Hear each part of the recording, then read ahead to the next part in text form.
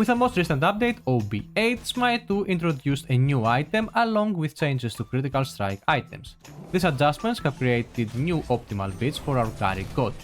In this video, I've categorized all carry gods into two different groups, each benefiting from a unique optimal build. But before we dive into the actual builds, let's first take a look at the starter items. High Res wants you to use Sharpshooter Arrow and Leather Cowl as a starter item in the carry role. Sharpshooter Arrow gives extra basic attack damage, while Leather Cowl provides bonus attack speed when near an ally.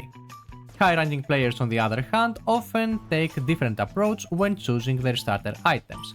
For example, if you are planning to play aggressively and go for early kills, Warrior's Axe is a great choice due to the true damage it deals every 8 seconds. It will be very difficult for the enemy carry to win a trade against you in the early game because of Warrior's Axe significant damage during the first 3 levels. If Warrior's Axe gives you this early advantage, you will be able to farm nearby jungle camps, clear waves and push them into the enemy tower, and snowball so far ahead from the enemy carry that he won't be able to contest you for a long time. Another option is the Boomba's Golden Dagger. It's a jungle item that reduces your damage to lane minions by 25%, but significantly increases your damage to jungle monsters.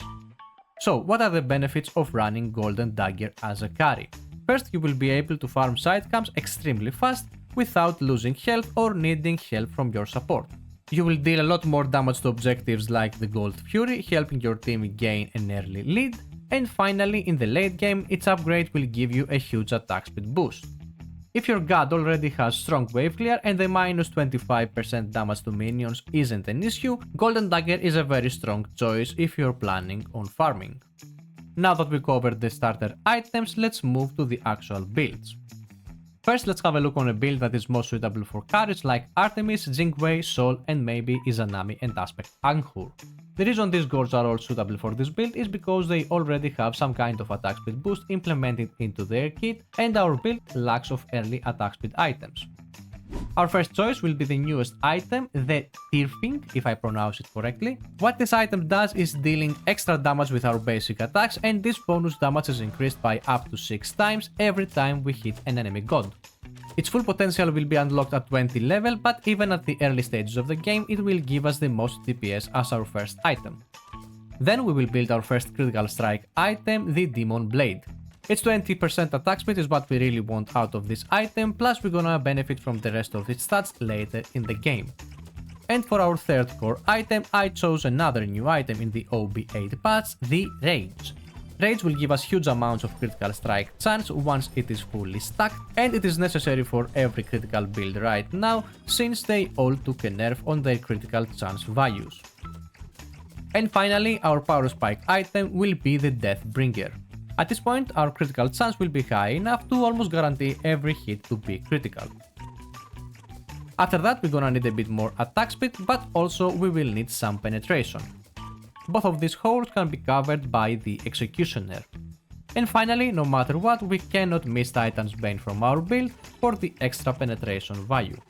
The DPS of this build is one of the highest you can achieve in the game right now without any active items evolved.